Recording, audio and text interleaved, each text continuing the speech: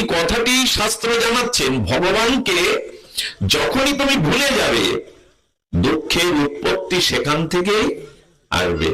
তো যদি বলেন ভগবান সুখময় আনন্দময়, তার চরণেই আছে মানুষের জীবনের পঞ্চম পুরুষত্ব, প্রেম, ভক্তি, আনন্দ, পরমানন্দ, তাহলে আমরা ভুলে যাই কেন?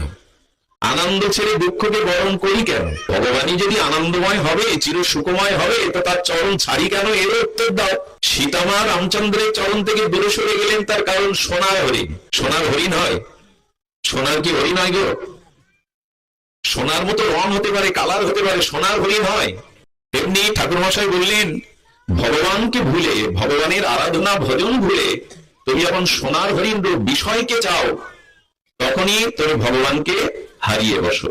যদি দুটো সংখ্যা দেওয়া হয় 1 এবং 2, আপনাকে যদি বলা হয় আপনি মিথ্যা না লিখে কোন খাতা কলমে আপনি লিখুন আপনার জীবনে 1 নম্বরে কে, সংসার না ভগবান? আমাদেরকে এখন খাতা কলম দিন আর বলুন সত্য সত্যই তোমার মনের কথাটা লেখো, যে তোমার জীবনে 1 নম্বরে ভগবান না সংসার, 2 নম্বরে কে আর 1 নম্বরে কে, এটা লিখুন। আমার মনে হয় 99% মানুষ, আমরা জীব, আমি সহ লিখবো সত্যই যদি লিখতে হয় আজও 1 নম্বরে ভগবানকে বসাতে পারিনি, সংসারকে, দেহকে, কামনা বাসনাকেই 1 নম্বরে স্থান দিয়ে 2 নম্বরে ভগবানকে রেখেছি।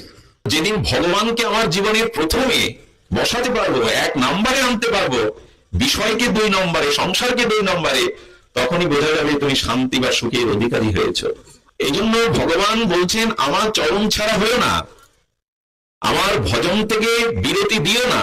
সাহানি সছিদ্রম সচ মহং সচ বিভ্রম, অনন্য ভাগবতের এই শ্লোক। যত মুহূর্তম খনন বাপি বাসুদেব ন চিন্তায়েদ।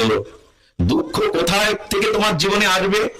দুঃখের উৎপত্তি কোথা থেকে হবে না? যত মুহূর্তম খনন বাপি বাসুদেব ন চিন্তায়েদ। যে মুহূর্তে তুমি ভগবানের স্মরণ মনন ভুলে যাবে, সেই পথ ধরেই দুঃখ তোমার জীবনে আসবে।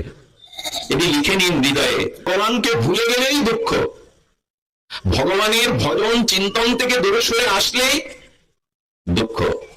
তার প্রমাণ দিচ্ছেন সাহানি, ক্ষতি হয়ে যাবে ভগবানকে ভুললে। ক্ষতি তো কত কাল হয়ে গেছে তার হিসাব নেই, কত জন্মই তো এই ক্ষতি বেড়ে বেড়াচ্ছি। কেউ মৃত্যু চায়, কেউ জরাব্যাধি চায়, কেউ রোগ শোক চায়, কেউ দুঃখ যন্ত্রণা তিতাব জ্বালায় পড়তে চায়। তো জন্ম জন্মান্তরে পড়ছে কেন? একটাই কেবল ক্ষতির কারণ, ভগবানকে ভুলে যাওয়া। এদিকে দরজা জানলা বদ্ধ একটি ঘর, আলো প্রবেশের কোনো সুযোগ নাই। তো দরজা জানালা দিয়ে বদ্ধ একটি ঘরে কি করেছে ভ্রমর, তার দন্ত শক্তি দিয়ে দেখবেন জানালা বাতায়ন বা দরজার ছিদ্র করে না ভ্রমর? ওই ছিদ্র দিয়ে দেখবেন সূর্যের কিরণটা ওই ছিদ্র দিয়ে ঘরে প্রবেশ করে। নিশ্চয়ই লক্ষ্য করেছেন আপনারা। পুরো দরজা জানালা বদ্ধ একটি বদ্ধ ঘরে কোনো আলো নেই, কিন্তু ওই ছোট্ট ছিদ্র দিয়ে সূর্যের কিরণ এত বিকিরণ, এত তেজদীপ্ত হয়ে প্রকাশ ঘটে যে পুরো ঘরটা আলোকিত হয়ে যায় ওটুকু ছিদ্রের আলোকে। এত তীব্র ভাবে আলো প্রকাশ হয়। এবং খালি চোখে ঘরের ভিতরে স্তনের রেণু যেগুলো, সূক্ষ্ম ধূলিকণাগুলো খালি চোখে দেখা যায় না, কিন্তু দেখবেন ওই যে তীব্র সূর্য কিরণ ছিদ্র দিয়ে যে আলোর প্রকাশ হচ্ছে, ওর মধ্যে শ্বেতকণিকা খালি চোখের রেণুগুলো এত তেজ। তেমনি ভাগবত বললেন, তোমার জীবনে ক্ষতি, হানি, লোকসান, দুঃখ তখনই এলো যখন তোমার জীবনে ভগবান ভুলে যাওয়া ছিদ্র দিয়ে তোমার মধ্যে বিষয় চিন্তা প্রবেশ করলো। ক্ষতি আমাদের হয়ে যাচ্ছে, এখনো আমরা সতর্ক নই।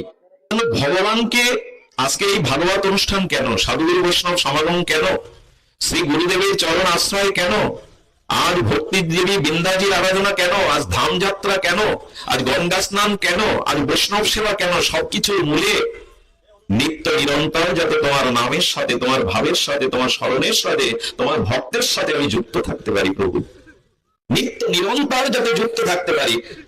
একটা জিনিস বলি, আপনি বহুবার ভগবানের হাত ধরেছেন, সেই হাত ছেড়েও দিয়েছেন কামনা বাসনায়। সীতা মাও তো রামচন্দ্রের চরণে পড়েছিলেন, কিন্তু ছেড়ে দিলেন সোনার হরিণের জন্য। প্রভুকে, লক্ষণকে তিনি সেই আশ্রম থেকে পাঠিয়ে দিলেন। আমি বলি কি, আপনি ভগবানের হাত ধরেন না। আপনি ভগবানের হাত ধরতে গেলেই দেখবেন ছোট শিশু মাঝে মাঝে মেলায় যায় পিতার হাত ধরে, মায়ের হাত ধরে। মা ধরেনি, কিন্তু শিশু মার হাত ধরেছে। তাতে কি ঘটে জানেন? তাতে ওই হাত ছাড়িয়ে গিয়ে ভিড়ের মধ্যে, লোকারণ্যের মধ্যে শিশুটি হারিয়ে যায়। ভগবানকে বলুন, আমি হাত ধরলেও কামনা বাসনায় ছেড়ে যায় তোমায়, তুমি কৃপা করে এবার আমার হাতটা ধরো। একজন লোককে জানিয়ে দাও, জীবককে জানিয়ে দাও, নমে ভক্ত প্রণশ্বতী, আমার দিকে যে হাত বাড়ায়, একবার মনটা যে আমাকে দেয় আর আমি যাকে ধরি, তার আর দুঃখ নেই, জগাগরি ভব সংসারে আসতে হবে না। এই জন্য ভগবানকে বলুন, এবার তুমি আমার হাতটা ধরো, আমি বারবার হারিয়ে যাই, বারবার তোমাকে ভুলে যাই, তুমি ধরো। সে পুতনা পর্যন্ত গোবিন্দের কাছে প্রাণ দেবে না বলে গোবিন্দ যখন প্রাণ চোষণ করছেন, পুতনা বলছে ছাড় ছাড় ছাড়, ছেড়ে দিতে চেষ্টা করছে। কিন্তু গোবিন্দের সেই মুখ্য কথা, যে আমাকে একবার ধরে সে আমাকে ছাড়তে চাইলে আমি আর তাকে ছাড়ি না। একবার হাতটা বাড়িয়ে দিন, একবার শ্রী ভগবানকে ধরুন। আমরা কিন্তু একটু উত্তর পেলাম যে দুঃখটা কোথা থেকে এলো, না যাবে ভগবানকে ভুলে গেলাম। ভগবানকে ভুললাম কেন? সোনা হরিণের আশায়, কামনা বাসনার আশায়, আর তখনই দুঃখটা আমার জীবনে চলে এলো। আসুন এখানে আসুন, যদি জায়গা না পান এখানে আসুন। সুধীজন, ঠাকুর মশাই সেটাই সতর্ক করছেন, এদিকে ধ্যান দিন, কথার দিকে দিন, কথার দিকে ধ্যান দিন। কি বলছেন? বিষয় বরণময় তাতে মানো সুখচয়, সেনা সুখ দুঃখ করি মানো। এদিকে তাকান, ওদিকে না। কে গেল ভাগবত? ওদিকে, এইদিকে তাকান। কি বলছেন? এই যে বিষয়, বিষয় বলতে কাকে বলে? স্ত্রী, পুত্র, দেহ, সংসার, একে বিষয় বলে না। বিষয় পাঁচটি, খুব ধ্যান দিয়ে শুনতে হবে। আবেগ দিয়ে ভাগবত শুনলে কাজ হবে না। ভাগবত হলো সর্ববেদান্তের সার, তত্ত্ব নির্ঝরণী, তত্ত্বের ঝর্ণা। তত্ত্ব দিয়েই ভগবানকে জানতে হবে। তো সেই তত্ত্ব দিয়ে জানার বিষয় কি? সেটি হলো বিষয় গরলময়। গরল মানে বিষ। আচ্ছা, বিষয় শব্দ দেখবেন পরমহংসদেব ঠাকুর রামকৃষ্ণ বারবার বলেছেন, বিষয় শব্দটা আপনি যদি 2-4 বার উচ্চারণ করেন তো বিষ হবে। বিষয়, এটা বারবার বলুন। বিষয় বিষয় বলতে বলতে বিষ হয়। এই বিষয় দেহ না, স্ত্রী না, পুত্র না, সংসার না, টাকা পয়সা জমি জমা না। বিষয় মানে পাঁচটি জিনিস: শব্দ, স্পর্শ, রূপ, রস, গন্ধ। এই পাঁচটি বিষয় হলো দুঃখের কারণ, দুঃখের স্থল। দুঃখ উৎপত্তি হয় এই পাঁচটি জিনিস থেকে। জীব দুঃখ পায়, যাতে দুঃখে ভরা সেই জিনিসটাকে আমরা সুখরূপে মানছি। সেই জিনিসটাকে আমরা সুখরূপে মানছি। ধ্যান দিন কথার দিকে। যাহার দুঃখময় তাকে যদি সুখময় করি, এটা কি জ্ঞানের পরিচয়? রাস্তা দিয়ে যেতে গিয়ে দড়িটাকে আঁকা বাঁকা দেখে যদি সাপ বেড়ে হোঁচটকে কপাল ফাটে, এটা রাস্তারও দোষ নয়, অন্ধকারেরও দোষ নয়, সাপেরও দোষ নয়, দোষ আপনার অজ্ঞানতার। আলো থাকলে, আলো হাতে থাকলে, আপনার জ্ঞান কাজ করলে আলো জেলে দেখতেন এটা সর্প নয়, এটা দড়ি পড়ে আছে, তাতে আর হোঁচট খেয়ে কপাল ভাঙতে হতো না। আমরা যেটা দুঃখের বস্তু সেটাকেই সুখ ভাবছি। কি বিপরীত বুদ্ধি আমাদের! আর যেটা সুখের বস্তু তাকেই দুঃখ রূপে আমরা ভাবনা করছি। কেমন জানেন? খুব সুন্দর একটা কথা মনে পড়লো। সেটি হলো, হনুমান সীতা অন্বেষণে গেছেন। খুব ধ্যান দিয়ে শুনতে হবে, কথাটি মর্মান্তিক কথা। হনুমান সীতা অন্বেষণে গিয়ে উনি লঙ্কায় প্রবেশ করেছিলেন সন্ধ্যাবেলায়। কারণ কি জানেন? কারণ কোন মানুষের ব্যক্তিত্ব চরিত্র জানতে গেলে রাতে এই মানুষটা কি করে দেখতে হবে। দিনে সব সাধু, দিনে কাউকে আলাপ ব্যবহার, পোশাক আশাকে বুঝতে পারবেন না এর ব্যক্তিত্ব চরিত্র কেমন। মানুষের ব্যক্তিত্ব চরিত্র দেখতে গেলে রাতে দেখতে হবে। হনুমান চিন্তা করেছিলেন লঙ্কা কেমন, লঙ্কাবাসীর মানসিকতা কেমন, এটা আমাকে রাতে দেখতে হবে। কোন মানুষের প্রকৃত পরিচয় পাওয়া যায় রাতে। কিছু মনে করবেন না, মানুষের জীবনে যত অপরাধ, ভোগ, এটা রাতেই বেশি সংগঠিত হয়। এই জন্য ভজন, সেই ভক্তরা রাতেই ভজনে বসে, টিভির সামনে না, রাস্তার চায়ের মোড়ে না। তাদের গিয়ে দেখুন কোন একটা ফাঁকা জায়গায় তারা মালা নিয়ে বসেছে। রাতে মানুষের ভোগ বৃদ্ধি পায়। নেশা বেরোয়, নেশা কখন করে? বেশিরভাগই সন্ধ্যা হলেই তো। জুয়া কখন খেলে? সবকিছু ভোগের মাত্রাটা রাতে বেড়ে যায়, রাতে অন্ধকার নামে তো। আর আমরা পাপটাকে, নিজের অপরাধটাকে অন্যের কাছে তুলে ধরতে এই জন্য অন্ধকারকেই বেছে নিই। হনুমান ভেবেছিলেন কারো ব্যক্তিত্বকে, সাধু অসাধুকে বুঝতে গেলে রাতটাই দেখতে হবে, রাত সে কিভাবে কাটায়। ধ্যান দিন, এখানে বিপরীত বুদ্ধি এসে গেল। হনুমান বলছে, বা বড় চোর যে, তাকে এরা চোর বলে না, আমাকেই চোর বলছে। আমাদের আর বিপরীত বুদ্ধি, যাতে দুঃখ তাকেই সুখ ভাবছি, আর যাতে সুখ। কিছু মনে করবেন না, 4 মালা জপ করতে দেন, আমায় ঝিমানি আসবে। এমন সুন্দর পরিবেশে অনেকের চোখে ঘুমও আসছে। অপরাধ নেবেন না। বিপরীত বুদ্ধিটাকে আমি ভজনের রস পাচ্ছি না, আনন্দ পাচ্ছি না। কিন্তু কিছু মনে করবেন না, বাহ্যিক কাজে যেমন বিবাহেতে যদি যান, কোনো নিমন্ত্রণ বাড়ি খেতে যান, সে যত রাতেই হোক একটু উচ্ছ্বাস থাকে, ব্যান্ড বাজছে, মাইক বাজছে, বরযাত্রী যাচ্ছি, ঘুম পাবে? যাত্রা শুরু হয় তো রাত 12টায়, ওই সময় দেখবেন কুমিরের মতো হা হয়ে সবাই যাত্রা, কেউ ঘুমায় না। অপরাধ নেবেন না। আর এইখানে দেখবেন নিদ্রা চোখে নেমে আসে, অলসতা আসবেই। এর একটা কারণও আছে, কারণটা ভালো। ভালো এই কারণে, আত্মার খাদ্য ড্রাইভার খায় কি? জল, অন্ন, সবজি, রুটি, এই তো। আর গাড়ি কি খায়? তেল, মোবিল।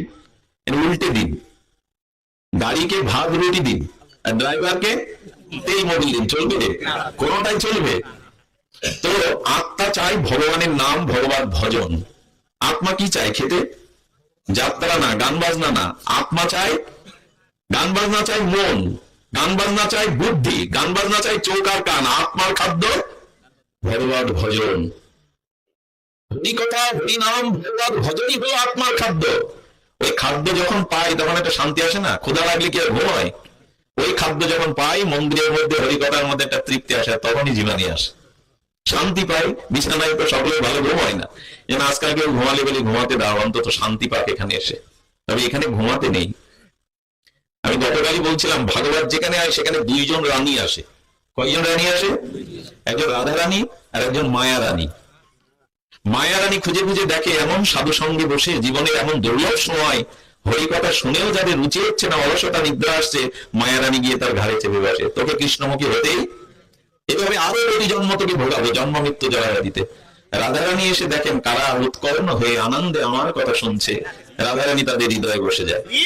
এখন কোনটা নেবেন এটা আপনাদের বিষয়, কাকে হৃদয়ে নেবেন এটা আপনাদের বিষয়।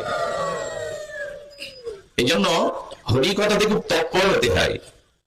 অবশ্য রস না পেলে তো হয় না। আমাদের বিপরীত বুদ্ধির কাছে ভজনে যে আনন্দ, সেখানে আমাদের বাবা এ তো থামে না, 2 ঘন্টা হয়ে গেল। কিন্তু বিষয় কর্মে দেখবেন, এই যে ঈদ আসছে না, যারা দোকানদার, গার্মেন্টস এর মালিক আমি দেখেছি, তারা সকালে আসে আর রাত 1টার সময়, অনেকদিন খাওয়া দাওয়া স্থান না, কিন্তু লাভ হচ্ছে তো, বিক্রি কিনে হচ্ছে তো। ওকে সারাদিন বলুন, আজকে সারাদিন তুমি মালা জপ করবে, গীতা পড়বে, পারবে না। তার মানে আমাদের স্বাদটা, রুচিটা, জন্ম জন্ম ভজন না করে, তত্ত্ব জ্ঞান লাভ না করে রুচিটাই বদলে গেছে। হনুমান তখন মেরেছে এক ঘুষি ওর মুখে, রামায়ণ পড়ে দেখবেন, যখনই মেরেছে তখন ওর কান ফেটে কিছুটা রক্ত বেরিয়ে যাওয়ার পর ঠেলে উঠে বলছেন, ভুল হয়ে গেছে হে রামদাস, সে হনুমানজি ভুল হয়ে, তখন চিনতে পেরেছে। এর সংকেত কি জানেন? এর সংকেত হলো আমাদের মধ্যে জন্ম জন্মান্তরের যে অধর্ম বুদ্ধি, বিপরীত বুদ্ধি এসে গেছে। সুখটাকে দুঃখ ভাবছি, দুঃখটাকেই সুখ ভাবছি। এই বুদ্ধিটা ততদিন যাবে না, ওই রক্তদোষটা, ওই স্বভাব দোষটা ততদিন যাবে না, যতদিন হনুমানের মতো শুদ্ধ সাধু সঙ্গের, ভক্ত সঙ্গ আপনি না পাবেন।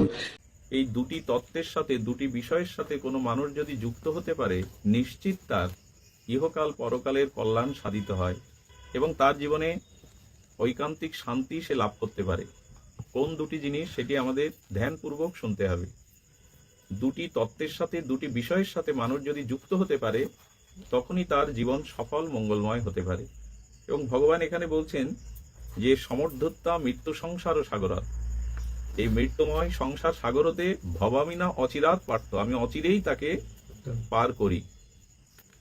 মর্যা আবেশিত চেতসাম, আমাতে যদি মন দিতে পারে, তো সেই মন ভগবানে যায় দুই ভাবে। মনের আবেশ শ্রী ভগবানে আসবে, সংসারের বিষয় বাসনার প্রতি গৌণ করে মুখ্য ভগবানের প্রতি আমাদের নামরূপ লীলা আবেশ আসবে মনের। কখন? এটা মুখে বললে হবে না, দুটি জিনিসের সাথে আমাদের যুক্ত হতে হবে। একটা হলো সর্বদা মৃত্যু চিন্তাকে প্রাধান্য দিতে হবে, আর দ্বিতীয়টা হলো ভজনের দ্বারা সাধু কৃপা, মহৎ কৃপা, ভগবানের যুক্ত হতে হবে। শব্দটি আবার বলি, এক হলো সর্বদা মৃত্যুকে সম্মুখে দেখতে হবে। এই মুহূর্তটায়, আজকের দিনটায়, আজকের ক্ষণ আমার অন্তিম সময়, শেষ সময়, এই উপলব্ধি করে যদি মানুষ চলে, আর যদি সে সাধু মহতের কৃপায়, বৈষ্ণব কৃপায় ভগবানের ভজনে যুক্ত হতে পারে, এই দুটির মাধ্যমেই জীবের পরম কল্যাণ এবং এই ভবমহা সংসার পাড়ি দেওয়া তার পক্ষে সম্ভব। মৃত্যু চিন্তা সম্পর্কে আমাদের আচার্যগণ অনেক অনেক মহিমা ব্যক্ত করেছেন, তত্ত্ব ব্যক্ত করেছেন। মৃত্যু এই কারণে আমাদের চিন্তা করতে হবে, ধ্যান ধারণায় আনতে হবে। এই জগৎটার নাম হলো মর্তধাম। এই জগৎটার নাম হলো মর্তধাম। মর্তধাম মানে এখানে এলে সবাইকে মৃত্যুবরণ করতে হয়। যেই আসুক এই জগতে, এখানে আসলে তাকে মৃত্যুবরণ করতে হয়। এই জন্য এই জগৎটার নাম মর্ত ধাম। এখন মৃত্যু সাথে নিয়েই আমরা এসেছি, মৃত্যু জন্মের সাথে সাথে আমাদের সাথেই এসেছে, আর মৃত্যু সর্বক্ষণই হয়। এই ব্যাখ্যা, এই তত্ত্ব সাধুমুখে বহুবার আপনারা শ্রবণ করেছেন। মৃত্যু একদিনে হয় না। 80 বছর বয়স হয়ে যিনি মারা গেলেন, তিনি ওই দিন মারা গেলেন না, ওই দিন তার আয়ুটা ফুরালো, আয়ু সমাপ্তি হলো। কিন্তু যেদিন মার গর্ভে জন্ম নিয়েছেন বিন্দু আকারে, সেই দিন থেকেই তার মৃত্যু শুরু হয়েছে। কিন্তু জগতের মায়া বুঝতে দেয় না। যেমন দেখুন, 100 টাকা আপনার কাছে আছে, আপনি প্রতিদিন 1 টাকা করে খরচ করবেন। তো এই 1 টাকা করে প্রতিদিন জমানো 100 টাকা থেকে খরচ করলে টাকা বাড়বে না কমবে? এই কথা স্বীকার করি এবং আমরা সবাই জানিও যে 1 টাকা করে খরচ করলে প্রতিদিন কমবে। তা আমি যদি 50 বছর আয়ু নিয়ে থাকি, এক একটা দিন সেই আয়ু থেকে চলে গেলে আয়ু কমবে না বাড়বে? কমবে। কিন্তু আমরা কি করি? বাচ্চাদের প্রথম বার্ষিকী জন্মদিন পালন করি, পরের বছর কি বলি?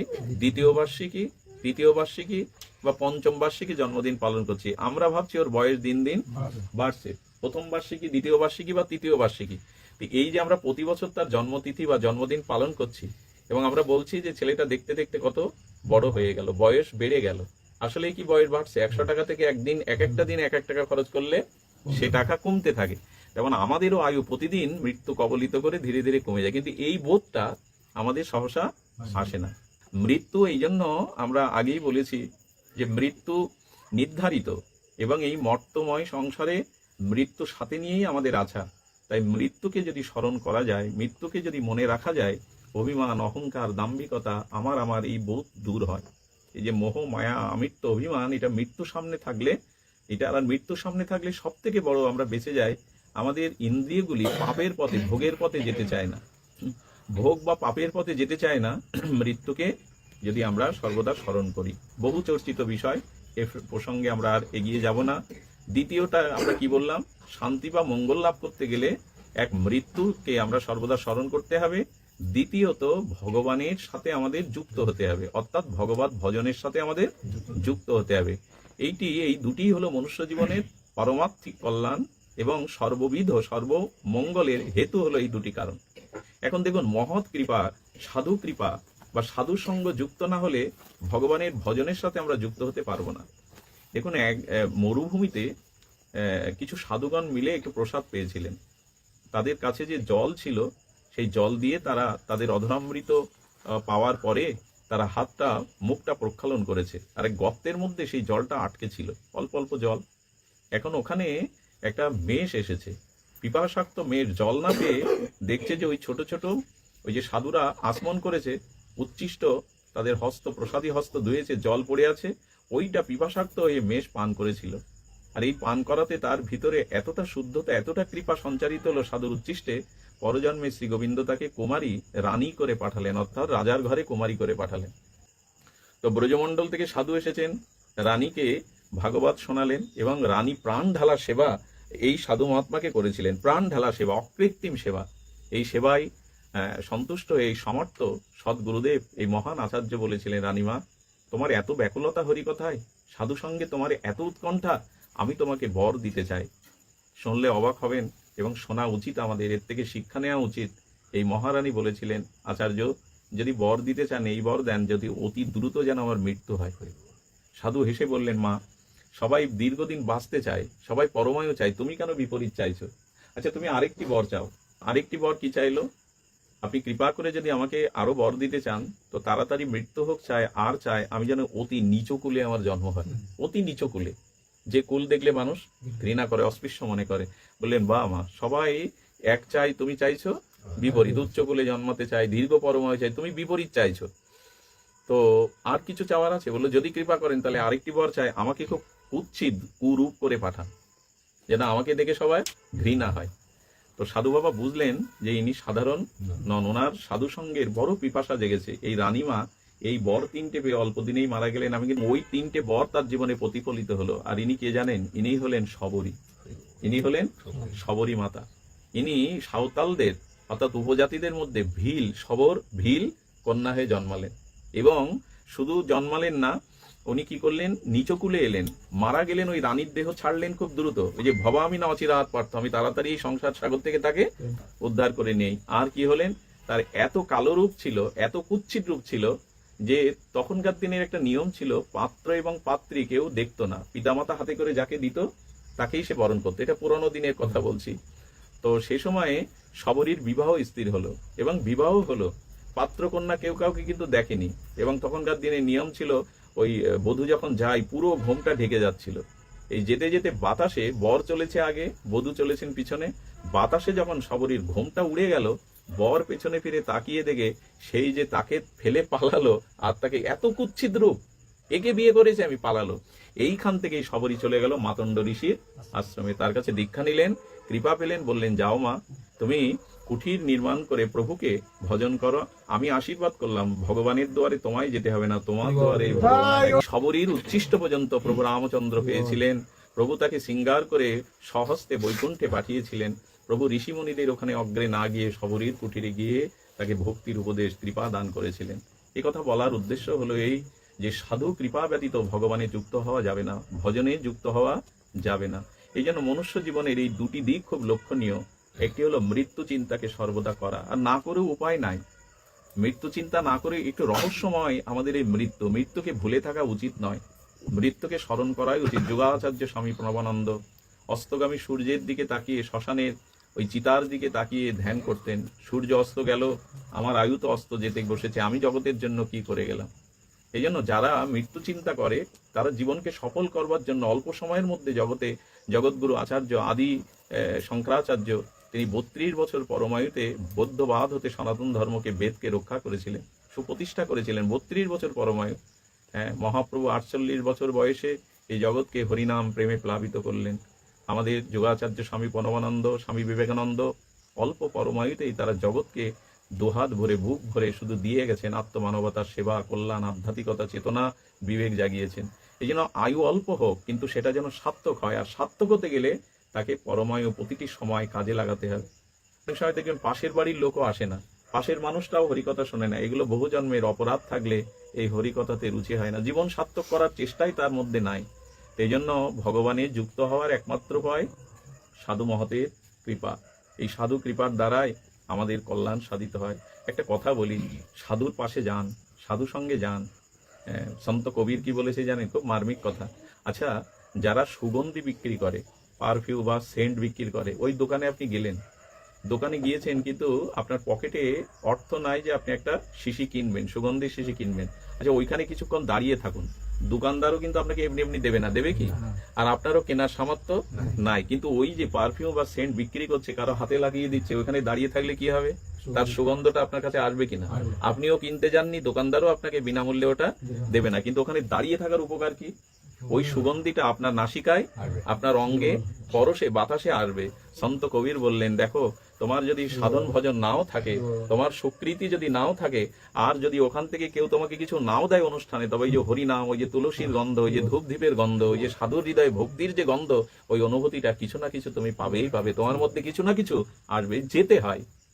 ওই যে আমি বলি, নৌকা কূলে রয়েছে, এখন আপনি বলছেন নৌকা পার করে দাও, নৌকা আমাকে ওপারে পার করে দাও। নৌকা বললো, পার তো আমি অবিচারে সবাইকে করি, কিন্তু আমাকে আশ্রয় করো। নৌকাতে না উঠলে, ঘাটে দাঁড়িয়ে বললে পার হবে কি করে?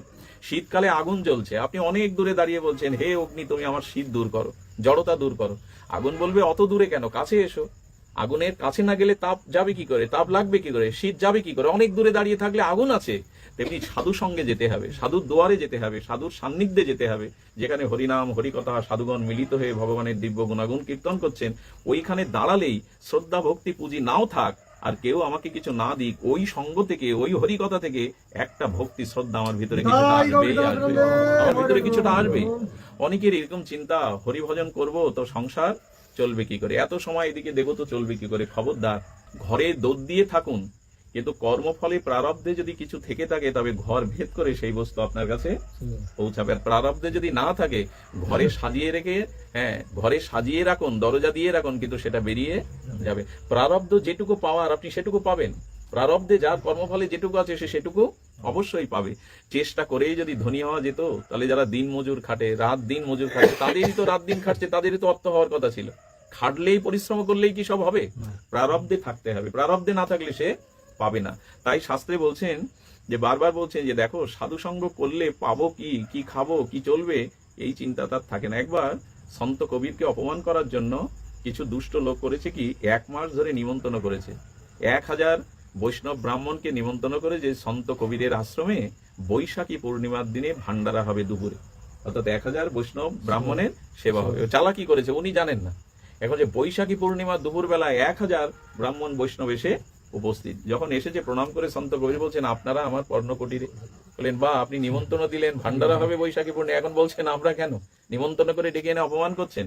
তখনই তিনি রামচন্দ্রের চরণে পড়লেন, প্রভু কৃপা করো, প্রভু কৃপা করো, বিশ্বাস করুন এই নিবেদিত আত্মা, এই সন্ত শিরোমণি সন্ত কবিরের এই প্রার্থনায়, রঘুপতি রামচন্দ্রের ইচ্ছায়, ভগবত ইচ্ছায় ওখানে বহু লরি এলো। সেই লরিতে আটা, চাউল, সবজি, হ্যাঁ, এবং রান্নার উপকরণ, মশলা, তেলাদি, আর সাথে লোক এলো। কোথা থেকে এলো কে জানে। তারা ট্রাক থেকে সব নামিয়ে রান্না শুরু হলো, ভান্ডারা শুরু হলো। বিশ্বাস করবেন 6 মাস একটানা দুপুরে সেই ভান্ডারা চলেছিল। সেতে যারা পরীক্ষা করতে এসেছিল তারা 1-2 মাস ভান্ডারা খেয়ে পালিয়ে গেল। এতদিনকে খাওয়া যায়, এতদিনকে খাওয়া যায়, পালিয়ে গেল তারা। শাস্ত্র বলছে ওরা যদি চলে না যেত ওই ভান্ডারা সর্বদাই চলতো। বিশ্বম্বর ভগবান, তার কিছু অভাব আছে তার ঘরে? দেবশ্রীবাদ নারদকে ডেকে বললেন আপনি ভক্তির মহারাজ, আপনি ভক্তির আচার্য, ভক্তি বিতরণ করেন, লতা পাতাকেও ভক্তি দেন। আচ্ছা ভক্তিকে আমাকে বোঝান, ভক্তি কি? আচ্ছা কি করে বোঝাই বলুন তো? আচ্ছা আপনার কাছে একজন এসেছে, আমার খুব ক্ষুধা লেগেছে, কিছু আমাকে খেতে দিন। তা আপনি যদি তাকে বলেন যে তোমার ক্ষুধা লেগেছে এটা প্রমাণ করো, তাহলে আমি ক্ষুধার খাদ্য দেব। আচ্ছা কালকে যে স্বপ্ন দেখেছেন ওইটা অন্যকে দেখানো যাবে? কাউকে দেখানো যাবে? একজন বলছে ভগবান আছে, আগে দেখাও তাহলে বিশ্বাস করব। তখন উনি বললেন কালকে যে তুমি স্বপ্ন দেখেছো সেই স্বপ্নটা আমাকে দেখাও, তাহলে ভগবান দেখাবো। আমাদের অবস্থা কেমন জানেন? আগে ফল হোক তারপরে বৃক্ষ লাগাবো, এ হয় কখনো? আগে ফল হোক তারপরে বৃক্ষ লাগাবো। আমরা একটু অর্ধেক ভজনে আসতে পারি, প্রমাণ চাই ভগবান আছে কিনা, প্রমাণ চাই সাধু সঙ্গে মঙ্গল হয় কিনা। এই প্রমাণ যুক্তি তর্ক দিয়ে না। নারদ বলছে ভক্তি স্বয়ং প্রমাণ। কথাটি মনে রাখুন, ভক্তি স্বয়ং প্রমাণ, অন্য প্রমাণ তার লাগে না। আচ্ছা ক্ষুধার প্রমাণ দিতে গেলে ওকে খাদ্য দিতে হবে। খাদ্য দিলে কি হবে? ক্ষুধা নিবৃত্তি হবে। ক্ষুধার অন্ন পেলে ভেতরে কি হয়? একটা তুষ্টি আসে না, একটা পুষ্টি আসে না, একটা শরীরে বল আসে না, ক্লান্তি দূর হয় না। এটাই তো প্রমাণ করলো ক্ষুধা বোঝানো যাবে না, কিন্তু খাদ্য খেলে ক্ষুধা নিবৃত্তিতে তুষ্টি পুষ্টি, গায়ে বল আসলে বোঝা যাবে ক্ষুধা দূর হয়েছে। তো নারদ বলছে ভক্তিকে বোঝানো যাবে না। আচ্ছা আমি ভক্তি গড়িয়ে দেখাতে পারবো? ভক্তির মুক্তি, ভক্তি অঙ্ক কষে বোঝাতে পারবো এই ভক্তি? ভক্তি কি বলো? ভক্তি স্বয়ং ভক্তি তার প্রমাণ। কেমন? হরিকথা শুনে এখন আপনাদের মনে আনন্দ হচ্ছে কিনা? বিষয় চিন্তাটা মনে আসছে কিনা? কাম ক্রোধ লোভ এগুলো এখন আসছে কিনা? কিঞ্চিত আনন্দ পাচ্ছেন কিনা এই গরমের মধ্যে মাটিতে বসে? তো ক্ষুধা নিবৃত্তি হলে, খাদ্য খেলে যেমন ক্ষুধা চলে গেলে বোঝা যায় আমার ক্ষুধা চলে গেছে, তেমন ভেতরে আনন্দের প্রকাশটার নামই হলো ভক্তি। ভেতরে আনন্দ এলো মানেই এরই নাম ভক্তি। আমার মতে ধর্মটাও অনুভূতির, বাক্যের না, অঙ্গভঙ্গিমার না, নাচা গাওয়ার না, ধর্মটা হলো অনুভূতির। এই অনুভূতিতে আনুন যে 2 বছর সঙ্গ করে আপনার কিছুটা হলেও মন নিয়ন্ত্রণ হয়েছে কিনা। যদি হয় জানবেন ভক্তি ক্রিয়া করছে আপনার মধ্যে। যদি আনন্দ পান, অর্থাৎ আনন্দই হলো ভক্তির প্রকাশ। নির্মল শুদ্ধ আনন্দই হলো হৃদয়ের উৎসারিত স্বতঃস্ফূর্ত আনন্দই হলো আপনার জীবনে ভক্তি এসেছে, আপনার জীবনে ভক্তি প্রবেশ করেছে। আর এই ভক্তি ধীরে ধীরে আপনাকে 8 মাইল স্টোনে নিয়ে যাবে। আর একদিন বলবো নিষ্ঠা রুচির কথা, তবে 8-এ গিয়ে বিশ্রাম করি এই জন্য আপনাদের একটু সেই লক্ষ্যে পৌঁছাবার গোড়াগড়িতে চলে যায়, যাতে আবারও মহাপ্রভুকে হলে যেতে পারি। ভক্তির পূর্বে সপ্তম লক্ষণটা হলো ভাব। সপ্তম স্টোনটা কি? Mile stone. সপ্তম সিঁড়িটা হলো ভাব। সূর্য উদয় হয়নি কিন্তু পূর্ব দিগন্তটা ফর্সা হয়েছে, কিন্তু সূর্য উঠুক তারপরে আধার দূর হোক। সূর্য এখনো উদয় হয়নি, পূর্ব দিগন্তে 1 ঘন্টা 36 মিনিট আগে ব্রাহ্মমুহূর্তে ফর্সা হলো কেন? বলো সূর্য এখনো উঠেনি, উঠবে উঠবে করছে, তাতেই পূর্ব দিগন্তের আধার কেটে গেছে। ভক্তি প্রেম আসার আগে যে অবস্থাটা, এরই নাম হলো ভাব। এই ভাব না হলে স্বভাব সংশোধন হবে না, ভাব না হলে ভক্তি আসবে না। আমের মুকুল হলো না তো আম পাবো কোথায়? আম পাবো কিসে? ফুল হলো না তো ফল হবে কিসে? তো ফলটা যেমন ভক্তি, ফুলটা হলো ভাব। জন্মান্ধ ছিলেন আমাদের শ্রীরাম বৃন্দাবনের সুরদাস। 1000-এর উপরে গোবিন্দকে নিয়ে রাধারানীকে ভজন লিখেছেন। সুরদাসের ভজন মা মরি মৃত্তিকা না খাইও, এই ভজনটা অনুপ জলটা গেয়েছেন। খুব অদ্ভুত বিখ্যাত ভজন আছে সুরদাসের। মা মেরি মাখন নেহি খাইও, এই গানটা অনুপ জলটা পাগল করে দিয়েছিলেন। ওনার প্রথম রেকর্ড যে কত কোটি বিকিয়েছে এই গানটায়, এটা ছিল সুরদাসের ভজন। মীরাবাই, সুরদাস এরা ভজনের দ্বারা ভগবানকে শুধু প্রাপ্ত হননি, জগতে অনেক লীলা করে গেছেন। শুনুন, নন্দ সুরদাস এই অন্ধ সুরদাস এক ভক্তের বাড়িতে ভজন করতে গেছেন, সাধুসঙ্গ করতে গেছেন। এখন ভজন করার পরে ওনার ভজন শুনে সবাই চলে গেছে, এবং বাড়ির মানুষটা যিনি ওনাকে এনেছিলেন তিনিও কোনো একটা কাজে ব্যতিব্যস্ত থাকায় ওনার কাছে আসতে পারেনি, উনি মেঝেতেই পড়ে রয়েছেন। এই দশা হয়। সেতার গান করার পরে সেতার ফেলে রাখলে ওটা ধুলাই জমে যায়, আর সেতারের খোঁজ কেউ নেয় না। আমরা অনেক জায়গায় ব্যাসাসন থেকে লাভার পরে কারো খুঁজে পাই না। ব্যাসাসন থেকে খুঁজে পাওয়ার কাকে বলে চলে যাব, কাকে জানিয়ে বিদায় নেব, সেই লোক খুঁজে বেড়াতে হয়। তো মাঝে মাঝে গান শেষে সেতার পড়ে থাকে, ওর খোঁজ কেউ নেয় না। যেমন সারা জীবন বৃদ্ধ পিতামাতা আমাদের লালন পালন করলো, বৃদ্ধ বয়সে ওদের খোঁজ আর খুব বেশি আমরা নেই না। তো এই গান শেষে যা হয়, গীত শেষে বিনা পড়ে থাকে ধুলি মাঝে। এখন অন্ধ সুরদাসের খোঁজ আর কেউ নিচ্ছে না যে ওকে কুঠিরে পৌঁছে দিতে হবে বৃন্দাবনে। এক সময় কারো অপেক্ষা না করে ভক্ত উঠলো, যষ্টিটা হাতে নিয়ে আর একটু মাটিতে ছোঁয়াতে ছোঁয়াতে যাচ্ছে, কিন্তু সামনে একটা পথে দেখলো ওখানে 10-12 হাত একটা গর্ত, আর ওখানে হিংস্র জীবজন্তু আছে, পড়ে গেলেই মরবে। গোবিন্দ দেখছেন, ভগবান দেখে। কেউ যখন তার ভজন করে গোবিন্দের দৃষ্টি থাকে কোন পথে যাচ্ছে। সুরদাসকে দেখছে না, 3-4 হাত বাকি আছে, নিশ্চিত ওখানেই পড়বে। গোবিন্দ রাখাল বেশ ধরে এসে সুরদাসের লাঠি ধরে হাত ধরেছে। আরে কোথায় যাচ্ছ গোসাই? আরে সামনে তো গর্ত, এখানে পড়লেই ওখানে তুমি আর উঠতে পারবে না। বলে তাই নাকি? কে তুমি বলো, আমার হাত ধরলে? বলো আমি গোকুলে আমার গৃহ, আমি গোচারণ ভূমিতে এসেছি গোচারণ করতে, তুমি অন্ধ বুঝতে পারছি, হাটে তোমার যষ্টি, তাই পড়ে যাবে, ধরতে এলাম। গোবিন্দ বলছে কণ্ঠ এত মধুর, সুরদাস বলছে কণ্ঠ এত মধুর হতে পারে কারো? আর আমাকে একটু স্পর্শ করলো, তাতে মনে হলো এই স্পর্শ কোনো মানুষের হতে পারে না, তবে যার উদ্দেশ্যে সারা জীবন ভজন, সে এলো না তো পথ চিনিয়ে দিতে, এসেছে তো তাই।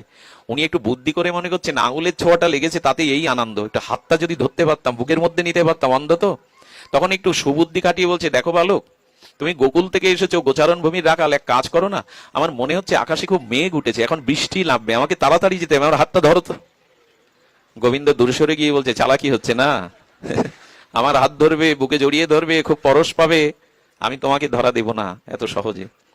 ওনার এই কথায় হাসি দেখে সুরদাসও হাসতে শুরু করেছেন, আর ভক্তের মুখের নির্মল হাসিতে বলছেন এই কথায় হাসির কি হলো? তোমাকে দেখা দিলাম না, হাত ছাড়িয়ে ফাঁকি দিলাম, চালাকি করলাম, এতে তোমার হাসি এলো কেন? বলে কেন জানো, তোমার বুদ্ধি কম। মনে মনে ভাবছেন ভগবান ঠিকই বলছে তুমি, তোমার বুদ্ধি কম, তুমি সরল। আসলে তুমি জেতনি, আমি জিতেছি। তুমি হেরেছো আমার কাছে, আমি জিতেছি। কেন জানো? শোনো, আমি বয়োবৃদ্ধ, অন্ধ, আমার হাত ছাড়িয়ে নিয়ে যেতে পারো, তুমি কিশোর, তোমার অল্প বয়স, এই ক্ষমতা এই শক্তি তোমার আছে।